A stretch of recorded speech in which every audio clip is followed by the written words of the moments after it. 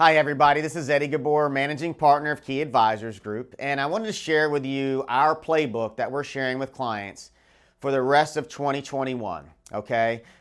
Here recently, as we are getting closer to the fourth quarter, as we're getting close to the end of September, there has been a lot of noise in this market, okay? And here as of late, it's been more negative than positive. There was just a big firm this week that announced that they've told folks that we could see a 20% drop in the markets starting this week.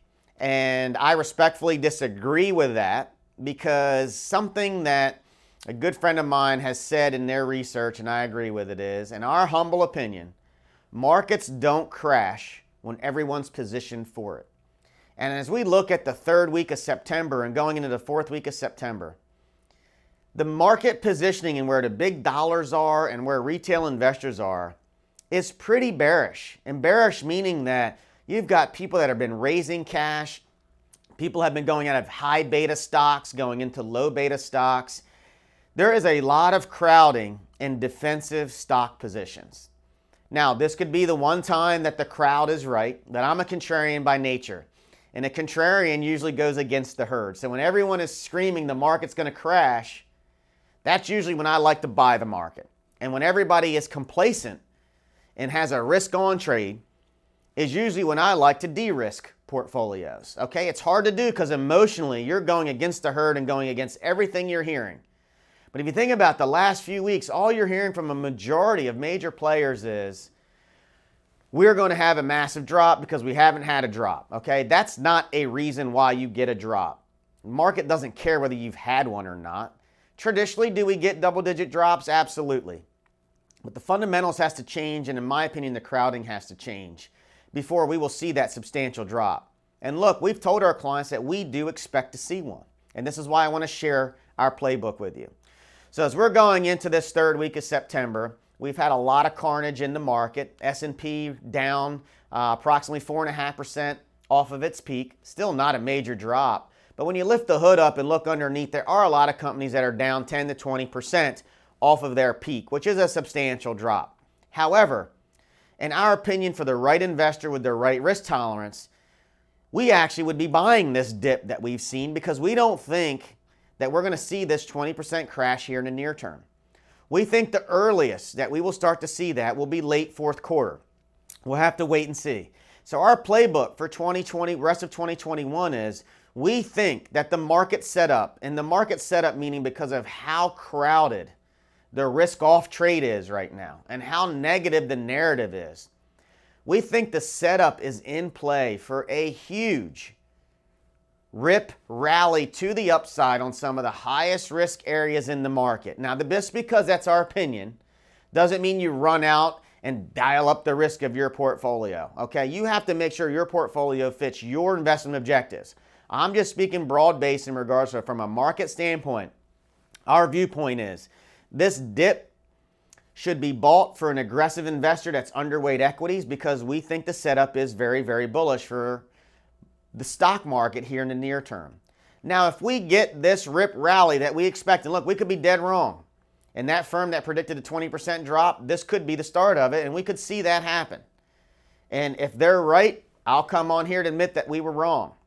But if we are right and we get this big rally that we could see starting to form after the Fed meeting here in September, and as we go into October, we will look at that as an opportunity to de-risk, okay? We think this next rip rally that we're seeing could be the last one of substantial magnitude because of what is coming down the road at the end of this year and the beginning of next year.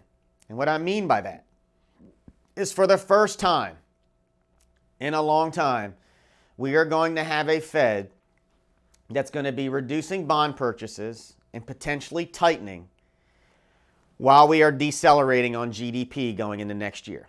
We think we're going to be decelerating in GDP next year because of inflation.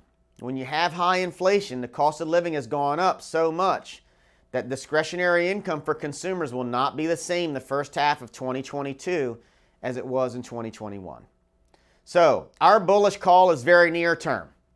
We're going to take this bullish call, and if we are right, we are going to take this rally that should probably fizzle out in October, reduce the risk, and kind of play defense for the rest of this year and wait for that substantial drop that we expect, because the market won't be ready for what will happen, in our opinion, when the Fed is tightening while GDP is decelerating.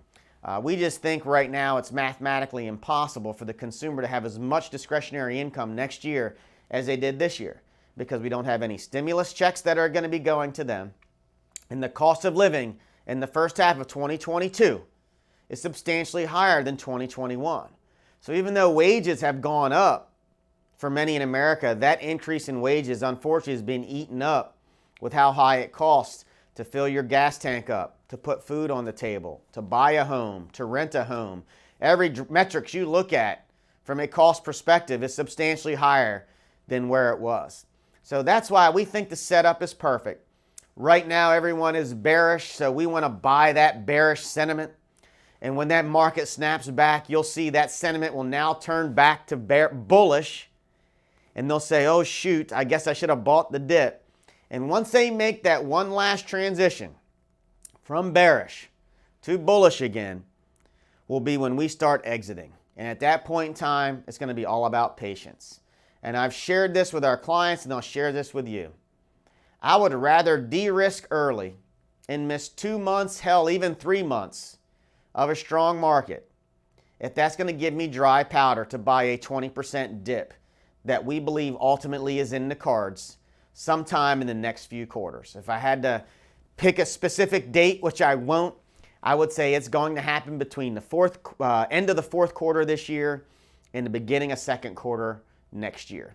And that's not a long time period. So from a risk management standpoint, it's been a hell of a 2 years in the market with the snapback we've seen. We think that the setup is great for one last rip rally that you almost always see at the top of a bull market. And then the sentiment and retail investors will get very bullish again. And then we will sell that rally, sit on the sidelines, and wait and lick our chops for that opportunity to buy the dip. And so that is our playbook for the rest of 2021. And we kind of gave you some insight into what we see happening in the first half of next year. If you have any questions, please shoot me an email, send me a message, and I'll be sure to address it on our next video. Have a great day, and hopefully you got some value out of today's discussion.